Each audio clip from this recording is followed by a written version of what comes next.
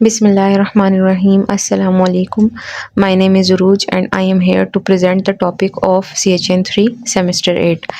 हमारे टॉपिक का हमारे सब्जेक्ट का जो हमारा सबसे पहला यूनिट है वो है review health transition and global health, जिसका हम आज पार्ट 1 इस पीपीटी में डिस्कस करेंगे। ठीक है, ये डाउ की पीपीटी है और मैं कोशिश करूँगी कि बहुत ईजी वे में ये आपको एग्जाम पॉइंट ऑफ व्यू से समझा दूँ और आपके कॉन्सेप्ट क्लियर हो, ताकि आपको आगे वाइवा में देने में भी कोई प्रॉब्लम ना हो।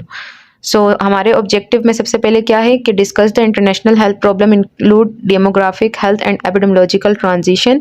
हम इसमें डिस्कस करेंगे कि डेमोग्राफिकली हेल्थ और एपिडेमियोलॉजिकली क्या हेल्थ ट्रांजिशन आ रही हैं।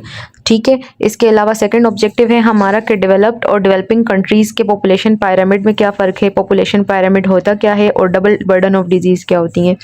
थर्ड हम डिस्कस करेंगे कि हेल्थ स्टेटिस्टिक्स क्या है पाकिस्तान के। ठीक है, चौथा हम डिस्कस करेंगे कि natural history of disease transmission, यानी डिजीज़ ट्रांसमिट कैसे होती है, सही है, उसके कितने फेजेस हैं। इसके अलावा हम डिस्कस करेंगे कि कम्युनिटी एपिडेमियोलॉजिकल डिज़ाइंस क्या होते हैं कम्युनिटी के हिसाब से। एंड लास्ट हम डिस्कस करेंगे कि डिजीज़ फ्रीक्वेंसी या डिजीज़ अक्रेंस किस तरह से मेजर की जाती है।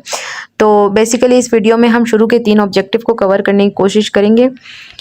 सबसे पहले हमें ये पता होना चाहिए कि पब्लिक हेल्थ, इंटरनेशनल हेल्थ और ग्लोबल हेल्थ में क्या डिफरेंस है। तो पब्लिक हेल्थ की अगर हम बात करें तो अगर हम किसी एक कंट्री की बात करते हैं या हम किसी एक कम्युनिटी की हेल्थ की बात करते हैं तो वो पब्लिक हेल्थ में आता है। ठीक है, इंटरनेशनल हेल्थ में जब एक कंट्री दूसरी कंट्री की हेल्थ स्टेटिस्टिक्स को इम्प्रूव करने की कोशिश करती है तो वो इंटरनेशनल हेल्थ में आती है। लाइक एक डेवलप्ड कंट्री है जैसे जापान हो गया, चाइना हो गया, यूएसए हो गया, वो developing country like Pakistan, India, Bangladesh, इनकी किसी हेल्थ कंडीशन में हेल्प करे, किसी सिचुएशन में हेल्प करे हेल्थ रिलेटेड इशू में, तो वो हमारे पास इंटरनेशनल हेल्थ कहलाता है। थर्ड हमारे पास है ग्लोबल हेल्थ, जब तमाम कंट्रीज़, जितनी भी कॉन्टिनेंट्स हैं उनकी तमाम कंट्रीज़ जो है वो मिलकर किसी एक मसले को सॉल्व करने की कोशिश करें, या अगर हम ओवरऑल कंट्रीज़ की हेल्थ स्टेटस की बात करें तो वो हमारी ग्लोबल हेल्थ में आता है। सबसे पहले क्या है international health. International health focus on health issues in low and middle income countries, यानी इंटरनेशनल हेल्थ का फोकस क्या होता है कि ऐसे हेल्थ इश्यूज़ जो लो या मिडिल इनकम कंट्रीज़ में हैं उनको एड्रेस किया जाए और इंटरनेशनली ऐसे प्रोग्राम्स या ऐसी असिस्टेंस, ऐसी हेल्प उन्हें दी जाए कि वो ईजिली उन हेल्थ इश्यूज़ से निकल सकें। तो ये तमाम चीज़ें हम इंटरनेशनल हेल्थ में करते हैं। ठीक है, इंटरनेशनल हेल्थ का क्या फोकस होता है कि लोअर या मिडिल इनकम कंट्रीज़ की हेल्प की जाए, हेल्थ इश्यूज़ को सॉल्व किया जाए उनके।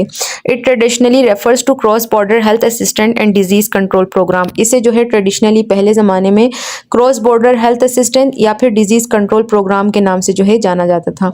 इसकी एग्जांपल में जैसे इंटरनेशनल हेल्थ प्रॉब्लम्स कौन कौन सी हमारे पास, ट्यूबरक्लोसिस, मलेरिया, पोलियो। आजकल डेवलप्ड कंट्रीज़ में ट्यूबरक्लोसिस, मलेरिया और पोलियो के ज़ीरो केसेस हैं, ना होने के बराबर है, लेकिन developing countries like Pakistan, India, Bangladesh, Indonesia, इनमें इनके केसेस स्टिल मौजूद हैं। ठीक है, इसके अलावा माल न्यूट्रिशन हो गया, poor sanitation and unsafe drinking water, limited access to health services in developing country.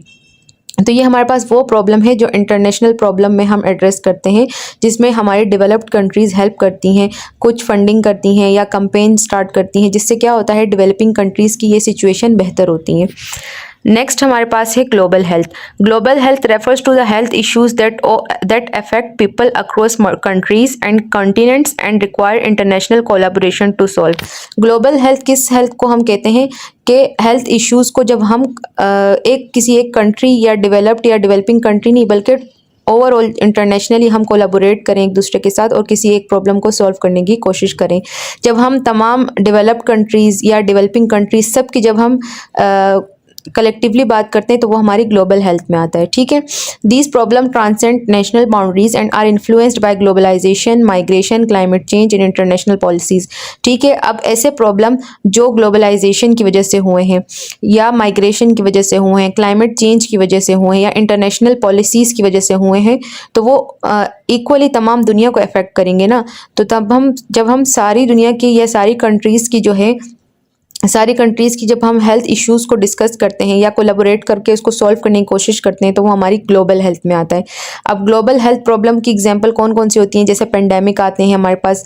Pandemic मतलब जो ओवरऑल वर्ल्ड को जो है अफेक्ट करते हैं, लाइक कोविड-19 और जैसे एचआईवी और एड्स, वो आजकल उनके आउटब्रेक ज़्यादा चल रहे हैं इंडिया में, पाकिस्तान में, बांग्लादेश में, अफ्रीका में। तो ये जब पेंडेमिक्स आते हैं तो फिर ग्लोबली जो है ये ग्लोबल कंसर्न बन जाता है, ठीक है। फिर या क्लाइमेट चेंज की वजह से कोई जो है इशू आ जाए, ठीक है, जैसे ओजोन लेयर आजकल रप्चर हो रही है, तो इस वजह से क्या होता है, क्लाइमेट चेंज हो रहा है बहुत ज़्यादा, कुछ इलाकों में गर्मी बहुत ज़्यादा पड़ रही है, कुछ इलाकों में सर्दी बहुत ज़्यादा पड़ रही है। तो क्लाइमेट चेंज की वजह से जो इशू होते हैं फिर वो भी ग्लोबली डिस्कस होते हैं। एंटी माइक्रोबियल रेजिस्टेंस भी एक ग्लोबल इशू है, लोगों में एंटी माइक्रोबियल रेजिस्टेंस बहुत ज़्यादा देखने को मिल रही है।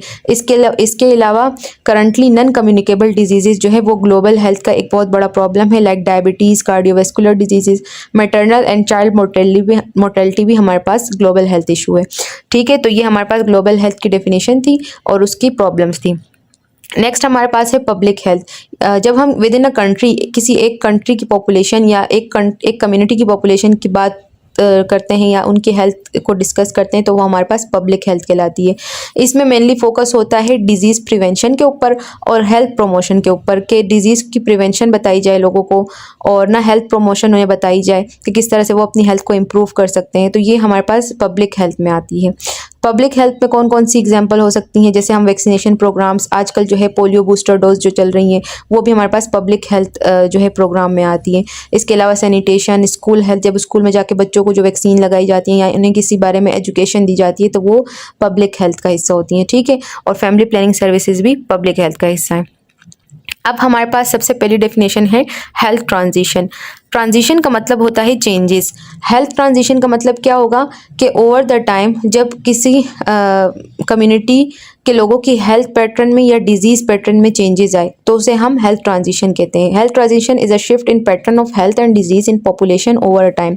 वही बात है कि ओवर अ टाइम जब किसी पॉपुलेशन के हेल्थ स्टेटस में और डिजीज़ के पैटर्न में, यानी पहले उस इलाके में जो थी कम्युनिकेबल डिजीज़ बहुत ज़्यादा थी, ओवर द टाइम क्या हुआ, उनके अंदर कम्युनिकेबल डिजीज़ यानी कम्युनिकेबल वो डिजीज़ जो पर्सन टू पर्सन ट्रांसफ़र हो सकें, या ईजी वर्डिंग में हम उसे इन्फेक्शियस डिजीज़ कहते हैं।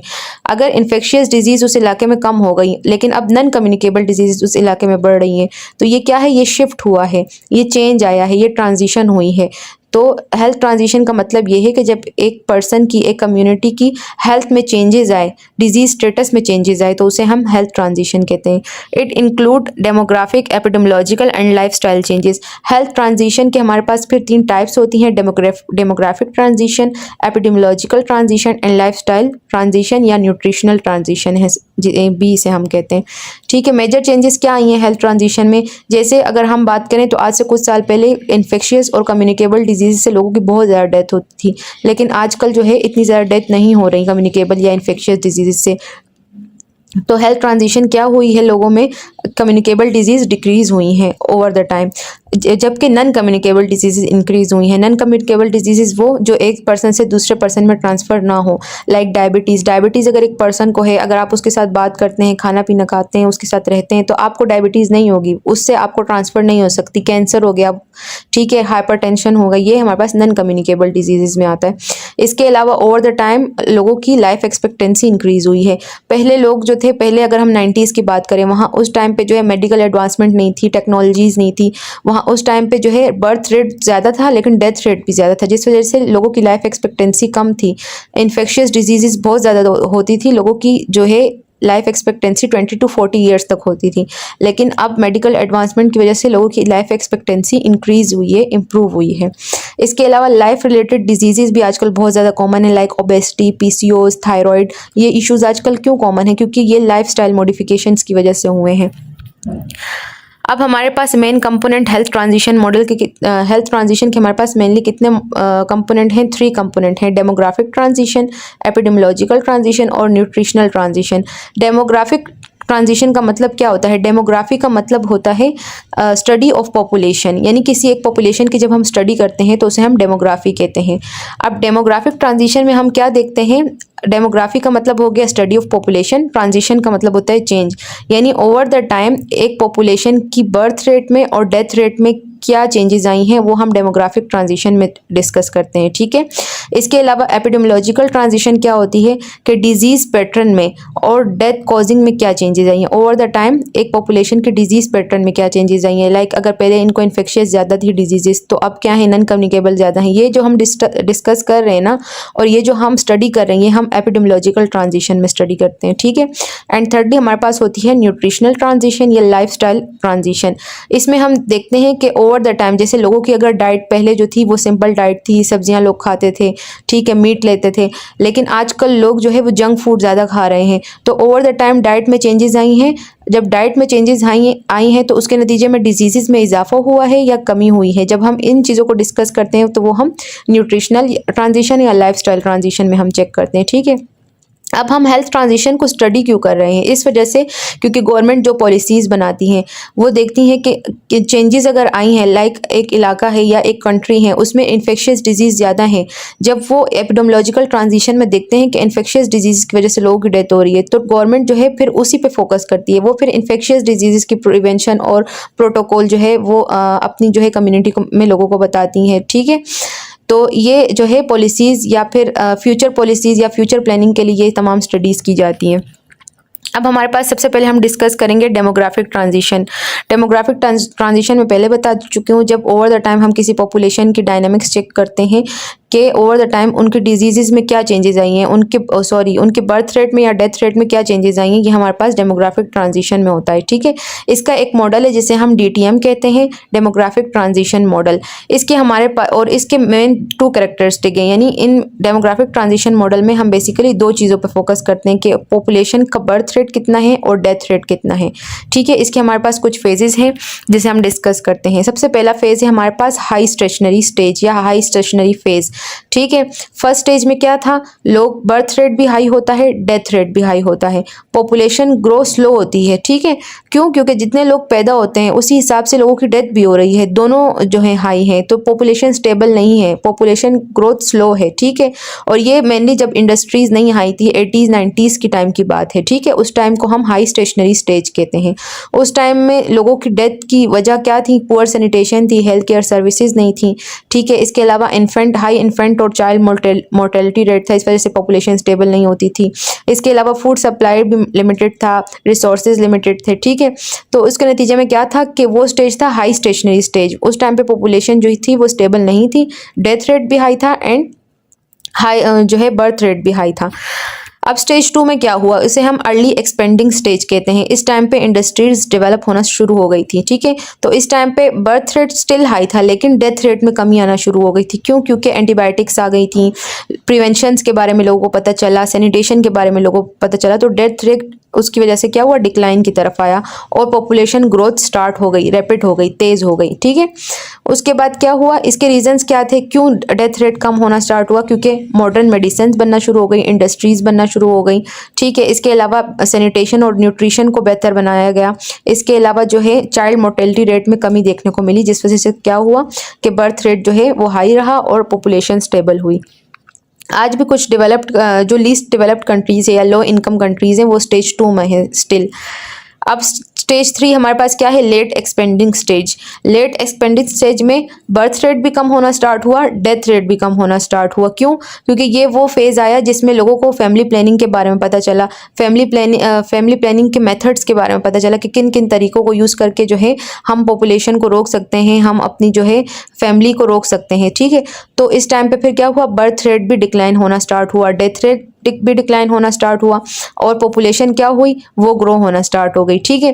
तो ये हमारे पास लेट एक्सपेंडिंग स्टेज की कैरेक्टरिस्टिक क्या क्या हैं कि इसमें जो है बर्थ रेट भी कम होना स्टार्ट हुआ, डेथ रेट तो स्टेज 2 में ही कम होना स्टार्ट हो गया था और यहाँ पर पॉपुलेशन ग्रोथ जो थी वो स्टेबल हो गई।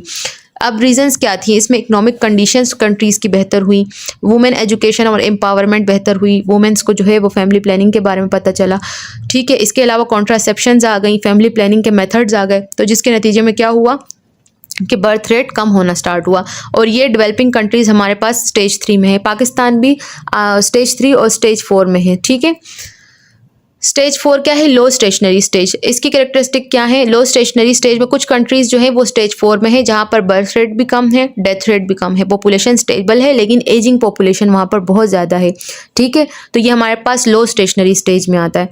इसके रीजंस क्या थे? क्योंकि एजुकेशन लेवल हाई हुआ, इकोनॉमी स्ट्रांग हुई, हेल्थ केयर सिस्टम हमारा अच्छा हुआ, वर्किंग वुमेन में इजाफा हुआ, क्योंकि पहले ज़माने में औरतें काम नहीं करती थी, लेकिन इस स्टेज में जो है वुमेन जो है वो काम करना स्टार्ट हो गई। ठीक है, और डेवलप्ड कंट्रीज जो हैं वो आजकल स्टेज 4 में है, लाइक ऑस्ट्रेलिया, यूके, या फिर जो है जितनी भी हमारे पास जो है कंट्रीज़ हैं डेवलप्ड कंट्रीज़, वो स्टेज 4 में है कि वहाँ पर जो है एडल्ट पॉपुलेशन ज़्यादा है, बर्थ रेट भी कम है एंड डेथ रेट भी कम है। और last but not the least हमारे पास है डिक्लाइनिंग स्टेज या स्टेज 5, जिसे हम जो है मेनली इसमें जो है 2-3 कंट्रीज़ होती हैं, जापान, इटली और जर्मनी जो है वो आजकल स्टेज 5 में है, क्योंकि वहाँ पर जो है बर्थ रेट बिल्कुल ज़ीरो के बराबर है, ना होने के बराबर है। ठीक है, तो इसमें क्या है? Very low birth rate, below the replacement level, यानी एक लेवल है रिप्लेसमेंट लेवल। इससे हम आगे ग्राफ से समझेंगे कि एक लेवल है रिप्लेसमेंट लेवल से भी नीचे बर्थ रेट चला गया है, वहाँ पर बिल्कुल बर्थ रेट ना होने के बराबर है, जिस वजह से क्या है? Birth rate very low, death rate भी बिल्कुल लो है, क्योंकि टेक्नोलॉजी इतनी अच्छी है उनके पास फैसिलिटीज़ इतनी ज़्यादा हैं कि इन्फेक्शियस या नॉन कम्युनिकेबल डिजीज़ की वजह से वहाँ पर लोगों की डेथ बहुत कम होती है। तो इस वजह से क्या है? उनकी एडल्टली पॉपुलेशन बहुत ज़्यादा है और पॉपुलेशन डिक्लाइन की तरफ जा रही है, क्योंकि बर्थ रेट ना होने के बराबर है। ठीक है, तो ये हमारे पास स्टेज 5 या डिक्लाइनिंग स्टेज कहलाता है। अब इसे हम डायग्राम से समराइज़ करने की कोशिश करेंगे। ट्रांजिशन मॉडल के जो हमारे पास टोटल 5 स्टेजेस हैं, सही है। इस ग्राफ में जो है येलो लाइन वो बर्थ रेट को शो कर रही है, ग्रीन लाइन डेथ रेट को शो कर रही है and blue line total population को शो कर रही है। अब जैसे हमने पहले डिस्कस किया कि स्टेज 1 हाई स्टेशनरी स्टेज में क्या होता है कि बर्थ रेट भी हाई होता है, डेथ रेट भी हाई होता है एंड पॉपुलेशन जो है पॉपुलेशन डेंसिटी लो होती है। ठीक है, ये ग्राफ हमें इस चीज़ को शो कर रहा है। अब स्टेज 2 में क्या हुआ कि बर्थ रेट स्टिल हाई है, लेकिन डेथ रेट में कमी आना शुरू हो जाती है। ठीक है, जब डेथ रेट में कमी आना शुरू होती है तो उसके नतीजे में क्या होता है कि बर्थ जो है पॉपुलेशन जो डेंसिटी है वो इंक्रीज होना शुरू होती है। ठीक है, देखें ये लाइन जो है ये इंक्रीज की तरफ जा रही है, तो इसका मतलब ये है कि जब डेथ रेट में कमी आती है तो पॉपुलेशन स्टेबल होती है। नेक्स्ट स्टेज 3 में क्या हुआ कि बर्थ रेट भी कम होना स्टार्ट हो गया, क्योंकि हमने पहले जो है रीजंस पढ़े कि क्या हुआ, फैमिली प्लानिंग आ गई। ठीक है, इसके अलावा और स्ट्रेटजीज आ गई, जिससे क्या हुआ बर्थ रेट में भी कमी आना शुरू हुई एंड डेथ रेट में भी कमी आना शुरू हुई, जिससे क्या हुआ पॉपुलेशन जो है वो स्पीड अप हुई, ग्रो हुई। स्टेज 4 को हम लो स्टेशनरी स्टेज कहते हैं। स्टेज 4 में क्या हुआ कि बर्थ रेट भी बिल्कुल लो एंड डेथ रेट भी बिल्कुल लो, और जो हमारे पास पॉपुलेशन है उसमें इंक्रीज आया है। एंड लास्ट स्टेज में डिक्लाइनिंग स्टेज में क्या है कि बर्थ रेट जो है वो रिप्लेसमेंट लेवल से भी नीचे चला गया है, ये रिप्लेसमेंट लेवल है। ठीक है, तो इस स्टेज में क्या होता है कि रिप्लेसमेंट लेवल से भी जो है वो नीचे तक बर्थ रेट चला जाता है एंड पॉपुलेशन बिल्कुल ज़ीरो पॉपुलेशन की तरफ चली जाती है। इस डेमोग्राफिक ट्रांजिशन मॉडल को स्टडी करके हम किसी भी कंट्री या किसी भी कम्युनिटी की बर्थ रेट को, डेथ रेट को, उनके डेमोग्राफिक ट्रांजिशन को स्टडी कर सकते हैं। हम वहाँ पे दे सकते हैं कि कौन सी कंट्री के स्टेज में है। तो ये हमारा जो है डेमोग्राफिक ट्रांजिशन मॉडल था। ठीक है, आई होप सो आपको ये समझ आ गया होगा। अब हम नेक्स्ट जो है मॉडल पे चलते हैं। अब डेमोग्राफिक ट्रांजिशन मॉडल की कुछ लिमिटेशन है। ठीक है, अब देखिए डेमोग्राफी में जब हम स्टडी करते हैं ना, तो डेमोग्राफी में हम बर्थ रेट को स्टडी करते हैं, डेथ रेट को स्टडी करते हैं, चेंजेस को या माइग्रेशन को स्टडी करते हैं, क्योंकि जितने लोग आपकी कंट्री में आ रहे हैं या जितने लोग आपकी कंट्री से जा रहे हैं, तो वो भी हम डेमोग्राफी में स्टडी करते हैं कि इन एंड आउट माइग्रेशन कितनी है। ठीक है, तो इसमें जो है डेमोग्राफिक ट्रांजिशन मॉडल में माइग्रेशन को बिल्कुल कंसिडर नहीं किया गया, जबकि वो एक इम्पॉर्टेंट कंपोनेंट है डेमोग्राफिक स्टडी का। ठीक है, इसके अलावा जो है इसमें ये प्रिडिक्ट नहीं किया गया कि कौन सी कंट्री कितने टाइम तक एक स्टेज में रही। जैसे अगर पाकिस्तान है वो स्टेज 3 में है, तो वो स्टेज 3 में कितने टाइम तक रहा, देन वो स्टेज 4 में गया। एंड तीसरी लिमिटेशन हमारे पास ये है कि तमाम कंट्रीज़ जो है वो सेम पैटर्न को फॉलो नहीं करती। तो ये कुछ लिमिटेशन है हमारे पास डेमोग्राफिक ट्रांजिशन मॉडल की। नेक्स्ट अब हम स्टडी करेंगे एपिडेमियोलॉजिकल ट्रांजिशन। अब एपिडेमियोलॉजिकल ट्रांजिशन हमें क्या बताता है? एपिडेमियोलॉजिकल ट्रांजिशन हमें बताता है कि ओवर द टाइम जैसे जैसे सोसाइटीज़ डेवलप हो रही हैं, तो मॉर्बिडिटी यानी इलनेस एंड मॉर्टेलिटी यानी डेथ के कॉजेज़ में क्या चेंजेस आई हैं। फॉर एग्जांपल, जिस तरह से पहले 90s की अगर हम बात करें, उस टाइम पे इन्फेक्शियस डिजीज़ बहुत ज़्यादा थी, लोगों की डेथ जो थी वो इन्फेक्शियस डिजीज़ से हो रही है। लेकिन जैसे जैसे सोसाइटीज़ डेवलप हुई, इन्फेक्शियस डिजीज़ में कमी आई क्योंकि medical advancement I. And now a days man made disease disease या नॉन कम्युनिकेबल डिजीज़ की वजह से लोगों को इलनेस या डेथ बहुत ज़्यादा हो रही है। तो जब हम इन चीज़ों को स्टडी करते हैं तो वो हमें एपिडेमियोलॉजिकल ट्रांजिशन में स्टडी करते हैं। एपिडेमियोलॉजिकल ट्रांजिशन के कुछ फेजेस हैं। फेज़ 1 क्या है? Age of pestilence and famine. Pestilence या फेमाइन हम कहत को कहते हैं, ठीक है। तो सबसे पहले क्या था, फर्स्ट स्टेज क्या था? Age of pestilence and famine. इस टाइम पे क्या था? हाई मोर्टेलिटी थी। क्यों? क्योंकि इन्फेक्शियस डिजीजेस बहुत ज़्यादा थी, पुअर सैनिटेशन थी एंड न्यूट्रिशन भी लोगों की पुअर होती थी, और शॉर्ट लाइफ एक्सपेक्टेंसी थी। यूजुअली लोग 20 to 40 ईयर में उनकी डेथ हो जाती थी। ये फेज़ 1 था। फेज़ 1 में क्या था कि हाई मोर्टेलिटी रेट था, सैनिटेशन अच्छी नहीं थी, न्यूट्रिशन अच्छी नहीं थी, और लोगों की लाइफ एक्सपेक्टेंसी भी शॉर्ट थी। फिर आया फेज़ 2। फेज़ 2 को हम कहते हैं एज ऑफ प्रीसीडिंग पेंडेमिक, यानी जब पेंडेमिक्स में कमी आई। रिसीडिंग का मतलब रिड्यूसिंग। जब पेंडेमिक्स में कमी आई उस टाइम पे क्या हुआ? इन्फेक्शियस डिजीजेस में डिक्लाइन आया, improve sanitation and health services. उस टाइम पे जो है मेडिकल एडवांसमेंट आई, लोगों को सैनिटेशन के बारे में, हेल्थ सर्विसेज के बारे में पता चला, जिसके नतीजे में क्या हुआ कि लाइफ एक्सपेक्टेंसी लोगों की इंक्रीज हुई। नेक्स्ट हम बात करेंगे अब एज स्टेज 3 के बारे में। स्टेज 3 क्या है? Age of degenerative and man made diseases, यानी डीजेनरेटिव और man made diseases, non communicable diseases में इस फेज में इजाफा हुआ, ठीक है। इस स्टेज में मेनली क्या हुआ कि क्रॉनिक डिजीजेज में इजाफा होना शुरू हो गया, कम्युनिकेबल डिजीजेज डिक्लाइन की तरफ जाने लग गई। तो कैंसर, डायबिटीज़ और सीवीडी जो है वो तेज़ी से फैलने लगे, और इसके मेन फैक्टर्स क्या थे कि लोग स्मोकिंग करने लग गए, डाइट उनकी ठीक नहीं थी, स्ट्रेस ले रहे थे, जिस वजह से जो है उन्हें ये डिजीजेज स्टार्ट हो गई। अगर हम फेज़ 4 की बात करें तो फेज़ 4 है हमारे पास age of delayed degenerative diseases, ठीक है। इसमें क्या हुआ कि डीजनरेटिव डिजीजेस डिले होने लगी, यानी यंग पॉपुलेशन से वो एडल्टली पॉपुलेशन में उनका रेशो इंक्रीज होने लगा, ठीक है। Chronic diseases occur later in life due to medical advancement, यानी क्रॉनिक डिजीजेस जितनी भी हमारे पास सीवीडी हो गया, कैंसर हो गया, डायबिटीज़ हो गया, पीसीओज हो गया, या इसके अलावा इंसुलिन रेजिस्टेंस हो गया, इस तरह की जो डिजीजेज हैं वो लेटर लाइफ में लोगों को होने लगी due to medical advancement, due to awareness, ठीक है। और इनका जो रेशो था डीजनरेटिव डिजीजेस का वो जस्ट एडल्टली पॉपुलेशन में इंक्रीज होना स्टार्ट हुआ, जबकि जो हमारी यंग पॉपुलेशन थी वो इससे प्रिकॉशन करने लगी, ठीक है। फिर इसके बाद आता है फेज़ 5। फेज़ 5 को हम एज ऑफ ओबेसिटी या इनएक्टिविटी कहते हैं, यानी लाइफस्टाइल मॉडिफिकेशंस की वजह से जो डिजीजेज लोगों में आने लगी, तो वो हमारे पास age of obesity and inactivity में आता है, जो कि फेज़ 5 है, ठीक है। और ये इसे हम as of emerging and re emerging infectious diseases भी कहते हैं, कि इस एज में जो है हमारी इन्फेक्शियस डिजीज दोबारा से इमर्ज होना स्टार्ट हो गई, लाइक कोविड-19। जिस तरह कोविड-19 जो है वो इमर्ज हुआ, इस तरह बहुत सारी और भी इन्फेक्शियस डिजीज़ है जो दोबारा से री इमर्ज होना शुरू हो गई हैं, ठीक है। तो इसमें क्या होता है कि जो हमारी लाइफस्टाइल मॉडिफिकेशन की वजह से या लाइफस्टाइल की वजह से क्या होता है कि लोगों में डिजीजेज होने लग जाती हैं, like obesity, diabetes and anti microbial resistance, और ये हमारा पूरा कंप्लीट ग्लोबल कंसर्न है, ठीक है। आजकल जो है हमारी लाइफस्टाइल मॉडिफिकेशन या लाइफस्टाइल चेंजेस की वजह से बहुत सारी डिजीज़ लोगों में देखने को मिलती है। फीमेल्स में पीसीओएस जो है मेनली देखने को मिल रहा है, इसके अलावा मेल्स में ओबेसिटी, डायबिटीज़, इस तरह की जो डिजीज़ हैं वो देखने को मिल रही हैं, ठीक है। तो ये हमारे टोटल जो थे वो 5 फेजेस थे एपिडेमियोलॉजिकल ट्रांजिशन के। हमारे पास टोटल 5 फेजेस थे जिसे हमने डिस्कस किया। Epidemiological transition in developing countries, जो डेवलपिंग कंट्रीज़ हैं जो अभी तक फुली डेवलप नहीं हुई हैं, उनमें जो है एपिडेमियोलॉजिकल ट्रांजिशन कैसे है। देखें, जो डेवलप कंट्रीज़ हैं ना, वहाँ पर इन्फेक्शियस डिजीजेस ना होने के बराबर है। आजकल वहाँ पर मैन मेड और नॉन कम्युनिकेबल डिजीजेस ज़्यादा हैं, ठीक है।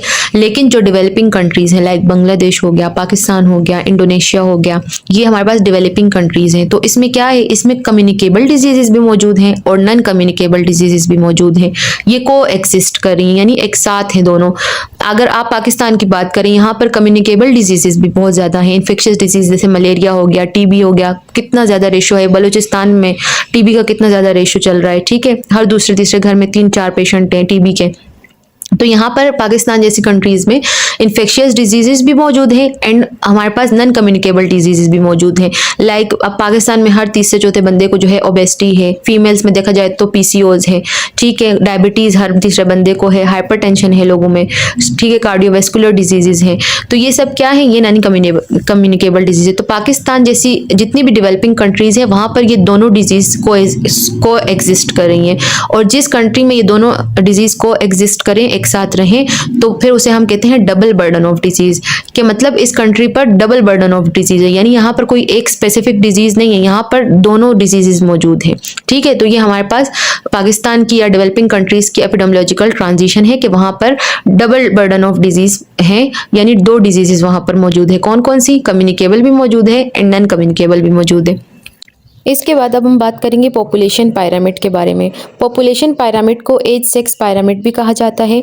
पॉपुलेशन पायरामिड हमें इंफॉर्मेशन देता है birth rate and death rate के बारे में एंड लाइफ एक्सपेक्टेंसी के बारे में, कि किसी कंट्री या किसी पॉपुलेशन का बर्थ रेट क्या है, डेथ रेट क्या है एंड उनकी वहाँ की लाइफ एक्सपेक्टेंसी क्या है, वहाँ पर एडल्टली लोग ज़्यादा हैं या यंग पॉपुलेशन ज़्यादा है। ठीक है, इसके अलावा पॉपुलेशन पायरामिड हमें ये बताता है कि हमारी कंट्री में कितने डिपेंडेंट लोग मौजूद है। अब डिपेंडेंट लोग क्या होते हैं? डिपेंडेंट वो लोग होते हैं जो इकोनॉमिकली किसी एक्टिव बंदे पर जो है वो डिपेंड करे। फॉर एग्जांपल, हमारे घर में इकोनॉमिकली एक्टिव पर्सन कौन है? हमारे फादर, जो हमें इकोनॉमिकली सपोर्ट कर रहे हैं।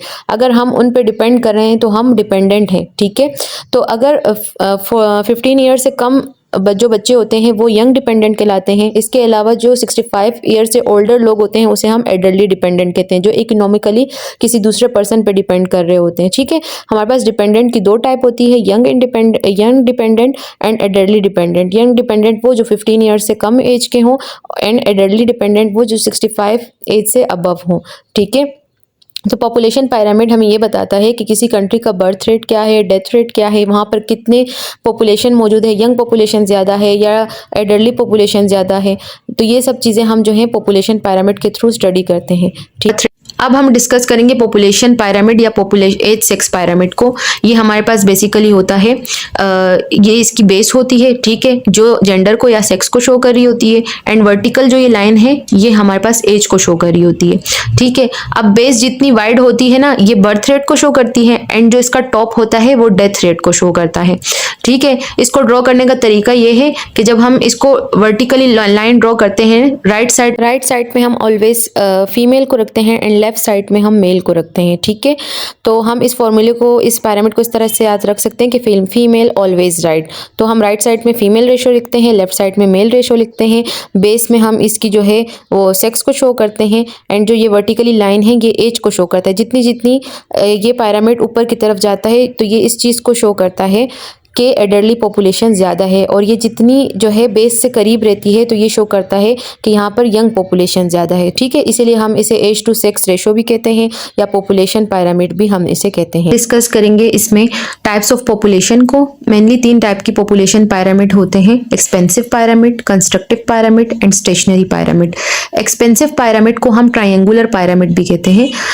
ये ट्रायंगुलर शेप का होता है। ठीक है, इसकी बेस जो है वो वाइड होती है एंड ये जो है टॉप पर जो है बिल्कुल नोकीला होता है, ट्रायंगल शेप का होता है। बेस, वाइड बेस शो करती है कि इस कंट्री की पॉपुलेशन बहुत ज़्यादा है एंड अगर टिप है यानी डेथ रेट भी हाई है, बर्थ रेट भी हाई है और लाइफ एक्सपेक्टेंसी यहाँ पर लोगों की कम है, और ये मेनली डेवलपिंग कंट्रीज का जो है पायरामिड होता है। ठीक है, कंस्ट्रक्टिव पायरामिड हमारे पास कौन सा पायरामिड होता है? ये बी हाइव शेप का होता है या डोम शेप का होता है। ये यहाँ पर जो है ये इसकी जो बेस होती है वो कम होती है, वो इतनी ज़्यादा वाइड नहीं होती एंड टॉप पीस का क्या होता है? कम होता है, यानी बर्थ रेट और डेथ रेट यहाँ के लोगों का कम होता है और यहाँ पर एडल्टली पॉपुलेशन ज़्यादा होती है। ठीक है, कंस्ट्रक्टिव पायरामिड ये जैसे हमारे पास कंट्रीज है, डेवलप्ड कंट्रीज हैं, जापान हो गया, इटली हो गया, वहाँ पर जो है वहाँ का पायरामिड कंस्ट्रक्टिव पायरामिड बनता है। क्यों? क्योंकि वहाँ पर डेथ रेट भी कम है, बर्थ रेट भी कम है और एडल्टली पॉपुलेशन वहाँ पर ज़्यादा है। जबकि स्टेशनरी पायरामिड होता है वो होता है रेक्टेंगुलर शेप का, बॉक्स की फॉर्म में होता है, यानी वहाँ पर बर्थ रेट और डेथ रेट जो है वो लो होते हैं और जो पॉपुलेशन होती है वो स्टेबल होती है। ठीक है, डिपेंडेंट पॉपुलेशन वहाँ पर कम होती है और ये मेनली यूएसए, यूके यहाँ का पायरामिड है। तो इसे हम आगे मजीद डिस्कस करते हैं। अभी population pyramid develop versus developing country, यानी डेवलप्ड कंट्रीज का क्या पॉपुलेशन पायरामिड है, वहाँ पर पॉपुलेशन किस टाइप की है और डेवलपिंग कंट्रीज का कैसा है। तो सबसे पहला डेवलपिंग कंट्रीज की अगर हम बात करें तो डेवलपिंग कंट्रीज एक्सपेंसिव पायरामिड है। क्यों? क्योंकि यहाँ पर डेथ रेट भी हाई है, बर्थ रेट भी हाई है, पॉपुलेशन इतनी ज़्यादा स्टेबल नहीं है। Wide base that narrow quickly toward the top, यानी इसकी बेस वाइड होती है और ये जो है ऊपर से नैरो होता है। ठीक है, इसकी जो एज होती है वो नैरो होती है। ये ट्रायंगुलर शेप का होता है। ठीक है, जितनी भी डेवलपिंग कंट्रीज है, पाकिस्तान, इंडिया, इंडोनेशिया, इसके अलावा बांग्लादेश, ये डेवलपिंग कंट्रीज़ है, ईरान, ये सारी क्या है, डेवलपिंग कंट्रीज़ है। तो इनका जो पिरामिड, पॉपुलेशन पिरामिड है वो ट्रायंगुलर शेप का है, जो इस चीज़ को सजेस्ट करता है, यानी जो बेस अगर चौड़ी होगी, वाइड होगी, तो वो सजेस्ट करेगी कि बर्थ रेट हाई है। ठीक है, high birth rate and large population of the large proportion of the population under 15 years, यानी यहाँ पर जो मेनली पॉपुलेशन है वो अंडर 15 ईयर्स है। क्यों? क्योंकि बर्थ रेट हाई है। अगर आप देखें पाकिस्तान की, अगर आप पिरामिड की बात करें तो ये क्या है, ये यहाँ पर एडल्टली पॉपुलेशन, यंग पॉपुलेशन ज़्यादा है। ठीक है, indicate a rapidly growing population, यहाँ पर पॉपुलेशन ग्रो कर रही है, और population often have high fertility rate and lower than average life expectancy, और डेवलपिंग कंट्रीज़ की लाइफ एक्सपेक्टेंसी भी कम होती है, यहाँ पर हाई फर्टिलिटी रेट्स भी होते हैं। क्यों? क्योंकि यहाँ पर डबल बर्डन ऑफ डिजीज़ है ना, इन्फेक्शियस डिजीज़ भी है, नॉन कम्युनिकेबल डिजीज़ भी हैं, जिस वजह से लोगों की लाइफ एक्सपेक्टेंसी कम है। ठीक है, ये हमारे पास ग्राफ है पाकिस्तान का। ठीक है, ये क्या है, एक्सपेंसिव ग्राफ है, एक्सपेंसिव पिरामिड हम इसे कहेंगे, और ट्रायंगुलर शेप का है। ठीक है, देखें इसकी बेस वाइड है, चौड़ी है, और इसका टॉप बिल्कुल नैरो है। और अगर हम बात करें मिडल की, तो देखें ज़्यादातर पॉपुलेशन किस साइड पे फैली हुई है, ये 10 to 14 या 15 to 19, यानी यहाँ पर अंडर 20 जो लोग हैं पॉपुलेशन वो ज़्यादा है। ठीक है, और लाइफ एक्सपेक्टेंसी भी यहाँ लोगों की कम है। ये ट्रायंगुलर शेप का पॉपुलेशन पिरामिड है पाकिस्तान का, और ये 2025 का पिरामिड है। अभी भी पाकिस्तान जो है वो एक डेवलपिंग कंट्री है और एक्सपेंसिव पिरामिड शो करती है ये। ठीक है, नेक्स्ट हमारे पास है डेवलप्ड कंट्रीज या कंस्ट्रक्टिव। डेवलप्ड कंट्रीज का पिरामिड कैसा होता है, कंस्ट्रक्टिव पिरामिड होता है। ये मेनली जापान, जर्मनी और इटली का पिरामिड होता है। ये बी हाइव शेप यानी इस शेप का बनता है, या डोम शेप भी हम इसे कहते हैं। इसकी बेस क्या होती है, नैरो होती है, और इसमें बहुत ज़्यादा बर्थ रेट बहुत कम है, ना होने के बराबर है। ठीक है, जबकि इसकी मिडल अगर हम देखें तो ये बहुत ज़्यादा वाइड है, और जो टॉप है वो भी नैरो है, जो ये इस चीज़ को रिफ्लेक्ट कर रही है कि यहाँ पर एडल्टली पॉपुलेशन ज़्यादा है, लाइफ एक्सपेक्टेंसी हाई है, डेथ रेट और बर्थ रेट कम है। ठीक है, जबकि अगर हम थर्ड की बात करें, जिसे हम स्टेशनरी पॉपुलेशन पिरामिड कहते हैं, ये मेनली रेक्टेंगुलर शेप का होता है, बॉक्स की शेप में। ठीक है, क्या होता है इसमें कि बर्थ रेट और डेथ रेट जो होते हैं वो लो होते हैं, इक्वल होते हैं, यानी जितने बर्थ हो रही है उतनी लोगों की डेथ हो रही है। ठीक है, स्टेबल होते हैं बर्थ रेट और डेथ रेट, जिस वजह से क्या होता है, जो हमारे पास पॉपुलेशन है वो स्टेबल होती है। ठीक है, और यहाँ पर जो है ग्रोथ जो है बहुत ज़्यादा स्लो होती है, और यहाँ पर डिपेंडेंसी रेशो भी बैलेंस होता है, लोग जो है दूसरे पर डिपेंड नहीं करते। एडल्टली पॉपुलेशन कम होती है ना, क्योंकि मिडिल एज के जो यंगर पॉपुलेशन है वो ज़्यादा होती है। तो ये हमारे पास स्टेशनरी पॉपुलेशन पिरामिड कहलाता है। ये हमारे पास कुछ ग्राफ का कंपैरिजन है। अगर हम वर्ल्ड की बात करें 2022 में, तो हमारे ओवरऑल वर्ल्ड का ग्राफ किस तरह से बन रहा है, बी हाइव शेप का बन रहा है, जिसमें पॉपुलेशन जो है वो स्टेबल नज़र आ रही है, बर्थ रेट भी लो है, डेथ रेट भी लो है, एंड पॉपुलेशन स्टेबल होने की कोशिश कर रही है। ठीक है, और ये हमारे ओवरऑल वर्ल्ड के पॉपुलेशन की बात की गई है, तमाम कंट्रीज़ की। के कम वाली कंट्रीज़ क्या है, एक्सपेंडेड पिरामिड है उनका ट्रायंगुलर शेप का, जिसमें बर्थ रेट हाई, ठीक है, और डेथ रेट भी हमारे पास हाई है। मिडिल पॉपुलेशन जो है वो ज़्यादा है, एल्डरली लोग बहुत ज़्यादा नहीं है, और पॉपुलेशन स्टेबल नहीं है। ठीक है, middle income countries like Pakistan क्या है, वो स्टेबल होने की कोशिश कर रही है, जिसमें बर्थ रेट में कमी आई है, एंड जो पॉपुलेशन स्टेबल होना स्टार्ट हो गई है। ठीक है, जबकि हाई इनकम कंट्रीज़ जो है वो रेक्टेंगुलर शेप की है। ठीक है, जिसमें क्या है कि बर्थ रेट कम है, डेथ रेट भी कम है, एडल्टली लोगों की पॉपुलेशन भी मौजूद है, एंड यंग पॉपुलेशन भी मौजूद है। चाइना की अगर हम बात करें तो ये हमें रेक्टेंगुलर शेप का नज़र आ रहा है, जिसमें भाई बर्थ रेट भी लो है, डेथ रेट भी लो है। ठीक है, इसके अलावा जो है एडल्टली पॉपुलेशन जो है यहाँ पर ज़्यादा है, जबकि यूनाइटेड स्टेट हमारे पास जो है स्टेबल नज़र आ रही है, वहाँ की पॉपुलेशन जो है वो एग्जैक्ट ट्रायंगुलर शेप की है, सॉरी रेक्टेंगुलर शेप की है। तो ये हमारे पास कुछ पिरामिड्स का कंपैरिजन था। नेक्स्ट हम बात करेंगे पाकिस्तान के पॉपुलेशन पिरामिड को कंपेयर किया गया है इस स्लाइड में। सबसे पहले अगर हम 1970 की बात करें तो इस टाइम पे बर्थ रेट भी लो था, बर्थ रेट भी हाई था, डेथ रेट भी हाई था, एंड जो पॉपुलेशन की जो लाइफ एक्सपेक्टेंसी थी वो कम थी, पॉपुलेशन डेंसिटी लो थी।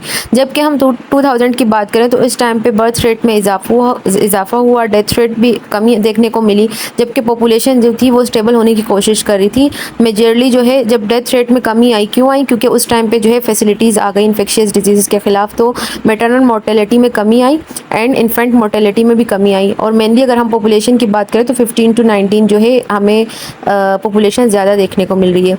2025 की अगर हम बात करें तो इस टाइम पे देखें लोगों की लाइफ एक्सपेक्टेंसी इंप्रूव हुई, मिडिल एज पॉपुलेशन में भी इजाफा हुआ, जबकि स्टिल पाकिस्तान का जो पिरामिड है वो ट्रायंगुलर शेप। अब नेक्स्ट हम बात करेंगे डबल बर्डन ऑफ डिजीज़। ठीक है, डबल बर्डन ऑफ डिजीज़ का क्या मतलब है? डबल बर्डन ऑफ डिजीज़ एक ऐसी सिचुएशन जहाँ पर एक इंसान के अंदर या एक पॉपुलेशन के अंदर जो है एक से ज़्यादा बीमारियां मौजूद हो। ठीक है, जैसे फॉर एग्जांपल आप लोग के घर में कोई अगर बड़ा बुजुर्ग है, उसको डायबिटीज़ भी है और हाइपरटेंशन भी है, तो क्या है उसके ऊपर डबल बर्डन ऑफ डिजीज़ है।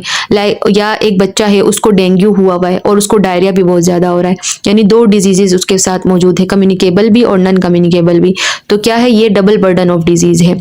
तो डबल बर्डन ऑफ डिजीज़ क्या होती है कि जब किसी पॉपुलेशन में या पर्सन में जो है एक से ज़्यादा डिजीज़ मौजूद हो, कम्युनिकेबल भी मौजूद हो और नॉन कम्युनिकेबल भी मौजूद हो, तो उसे हम डबल बर्डन ऑफ डिजीज़ कहते हैं। ठीक है, फॉर एग्जांपल लो मिडल और मिडल इनकम कंट्रीज़ में जो है ये कंडीशन अभी भी देखने को मिल रही है। लाइक पाकिस्तान में क्या है, आजकल मलेरिया लोगों में बहुत ज़्यादा कॉमन है, जबकि डायबिटीज़ और हाइपरटेंशन भी लोगों में कॉमन है, जबकि इंडिया में टीबी और ओबेसिटी बहुत ज़्यादा इंक्रीज़ हो रही है। तो किसी भी पॉपुलेशन किसी भी कंट्री में अगर कम्युनिकेबल और नॉन कम्युनिकेबल दोनों डिजीज़ मौजूद हों तो उसे हम डबल बर्डन ऑफ डिजीज़ कहते हैं। ठीक है, अब डबल बर्डन ऑफ डिजीज़ वजह क्या है? रैपिड अर्बनाइजेशन, यानी लोग बहुत जल्दी जो है रूरल एरियाज से, देहातों से शहरों की तरफ, ठीक है, अर्बन एरियाज की तरफ मूव कर रहे हैं। तो उससे क्या हो रहा है कि वहाँ पे अगर उनको कोई इन्फेक्शियस डिजीज़ है, लाइक आजकल बलूचिस्तान में टीबी बहुत ज़्यादा कॉमन है, वहाँ पर इन्फेक्शियस डिजीज़ बहुत ज़्यादा कॉमन है। अगर वहाँ से एक फैमिली कराची में आके रहना स्टार्ट कर देती है और वहाँ के आसपास लोगों को नहीं पता होता कि इनको जो है इन्फेक्शियस डिजीज़ है कोई, वो उनके साथ उठते बैठते खाते पीते हैं, तो उनसे वहाँ पर भी ट्रांसफ़र हो रही है। तो क्या है, रैपिड अर्बनाइजेशन की वजह से भी जो है डबल बर्डन ऑफ डिजीजेज में इजाफा हो रहा है। सेडेंट्री लाइफस्टाइल, ठीक है, क्योंकि अर्बन एरियाज में जो है सेडेंट्री लाइफस्टाइल है, वहाँ पर एक फिजिकल एक्टिविटी ना होने के बराबर है, जिस वजह से क्या है लोगों में कम्युनिकेबल डिजीज भी डेवलप, नॉन कम्युनिकेबल डिजीज भी डेवलप होना स्टार्ट हो रही हैं। इसके अलावा अगर न्यूट्रिशन ट्रांजिशन की हम बात करें तो पाकिस्तान में अंडर न्यूट्रिशन एरियाज़ भी हैं, जबकि अगर हम अर्बन एरियाज़ की बात करें तो वहाँ पर जो है सेडेंट्री लाइफस्टाइल है, जिस वजह से ओबेसिटी भी बहुत ज़्यादा है। तो पाकिस्तान में दोनों कंडीशंस मौजूद हैं, अंडर न्यूट्रिशन कंडीशन भी मौजूद है, जबकि ओवर न्यूट्रिशन कंडीशन भी मौजूद है, जिस वजह से डबल बर्डन ऑफ डिजीज़ में इजाफा हो रहा है। इसके अलावा अगर हम एजिंग पॉपुलेशन की बात करें तो पाकिस्तान में एजिंग पॉपुलेशन में हायर रिस्क है नॉन कम्युनिकेबल डिजीज़ का।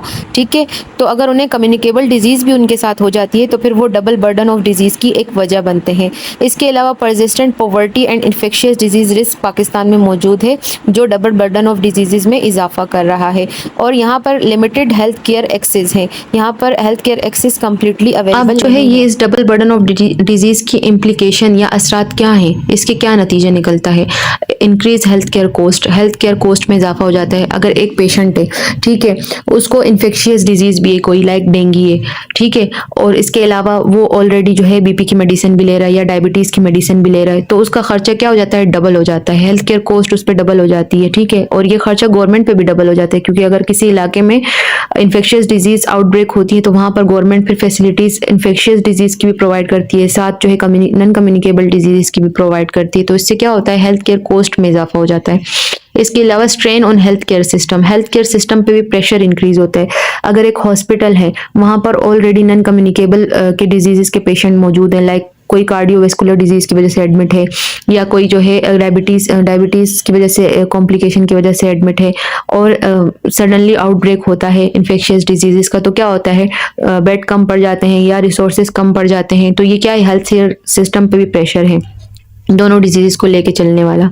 ठीक है, इसके अलावा कॉम्प्लिकेटेड पब्लिक हेल्थ प्लानिंग भी फिर कॉम्प्लिकेटेड हो जाती है, जहाँ पर हम जो है इन्फेक्शियस डिजीज़ की अवेयरनेस दे रहे हैं या कंपेन चला रहे हैं, इसके साथ साथ हमें फिर जो है टीबी बीपी की या फिर जो है हमें नॉन कम्युनिकेबल डिजीज़ की भी प्लानिंग करनी होती है।